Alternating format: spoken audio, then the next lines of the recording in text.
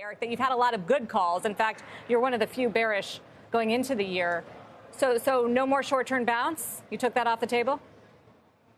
Exactly. So, yeah, as you know, as you mentioned, we've been bearish since early January and then called for this tactical bounce about 2.5 weeks ago. And the rationale behind the bounce, much of which still is in place, but is being overwhelmed by a sort of deteriorating backdrop that I can walk through. But in terms of the short-term dynamics, positioning amongst the institutional community does remain extraordinarily low.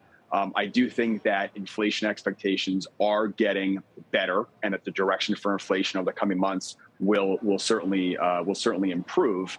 And I also think the Fed meetings will be a non-event for the next 2 meetings, which is a positive for the market. But I no longer see as much potential upside on any bounce than I saw before, and also the likelihood of it happening has been reduced. And the reason why is because the fundamental backdrop, which is what we've been concerned about and why we have this more medium term and have maintained the medium term bearish view, is deteriorating rapidly. So you look at something like Target and Walmart as an example that I know everyone's been talking about.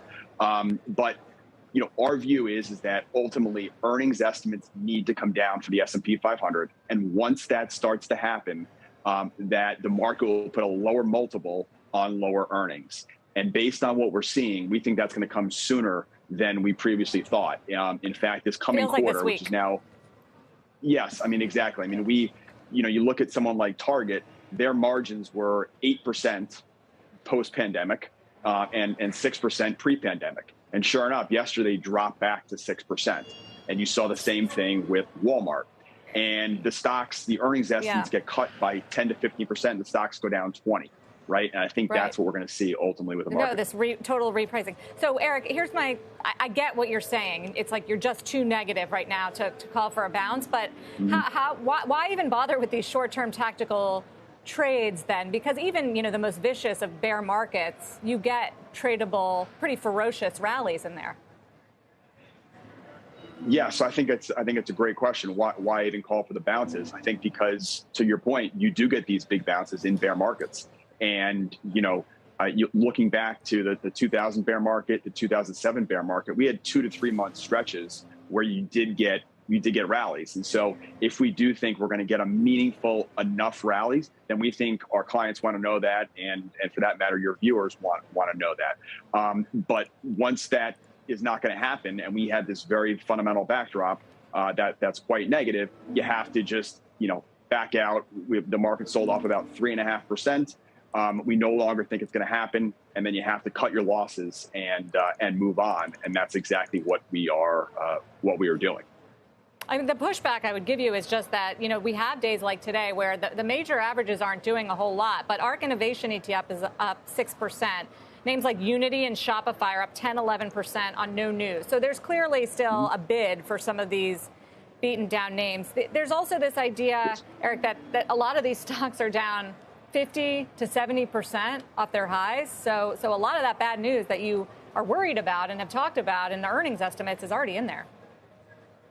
So, today is a big short covering rally. The most shorted stocks in the market are having some of the biggest moves. But I would say that as the growth outlook does continue to deteriorate, some of the secular growth names that, as you said, have been beaten down pretty hard, down 50% plus, could start to outperform. I'm not recommending that because ultimately, when you look at where stock prices are, looking at them from where they came from the top does not always work, because when we look back at where prices were, that was the speculative money flows from the Fed that were causing a lot of these valuations to be at levels where they should have never been. And so a lot of these companies, you look at where the valuations are now, even though they're down 50 or 60%, you can make arguments that they should go down another 25 or 30% from here.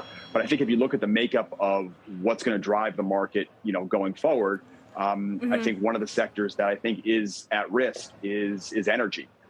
We've seen this is one of the more crowded long sectors. Everybody loves in the market. Energy. Everyone loves energy. Clearly, supply, is probably unlikely to change anytime soon. But I think the demand picture is where you could really see a deterioration, and that's what our view is that growth is going to be slowing down, faster than, maybe people once thought. I think and so if demand starts to get hit, that's going to be a problem. I think the biggest risk to your view, Eric, is that we don't go into recession and that inflation starts to really come down here because the Fed and the market basically doing the Fed's job, tightening financial conditions, is going to hurt demand and is going to bring prices down at the same time where maybe some of these supply issues will get better. So I think there's also a difference between earnings and the economy, and not to again use the Target and Walmart examples, but there were some issues with their sales, but essentially their sales were okay. It was just the makeup of the sales. And so I guess my point is that even if the economy only slows down and we don't ultimately go into recession, this mismatch in prices with inflation still staying high, even though it comes down, while growth is slowing, even though it may not go negative, can have a sharp hit to earnings. And so you could have a scenario, and again, earnings are at levels. We had this pull forward effect, not only for revenues, but also for margins.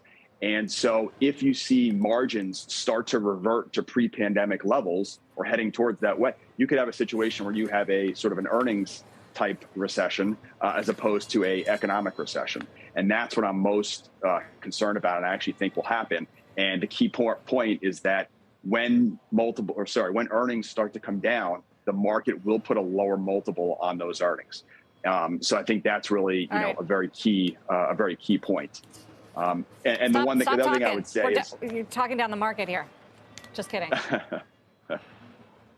Final point, really quickly. Final point is that it's always very challenging for the initial move in the market to go down to 10 or 15%, right? People were calling for it for the last, year plus, and that becomes very hard. But once you have the momentum to the downside and things start to roll over, there's all sorts of self-fulfilling prophecies where the sell-off in the market causes the economy to get hurt. And I think we're in the process of seeing that, which makes the downside come easier than the first 10 or 15%. I was trying to ask Brian Deese if he was worried about that sort of wealth effect. Didn't bite. Eric Johnston, thank you for joining us from Cantor.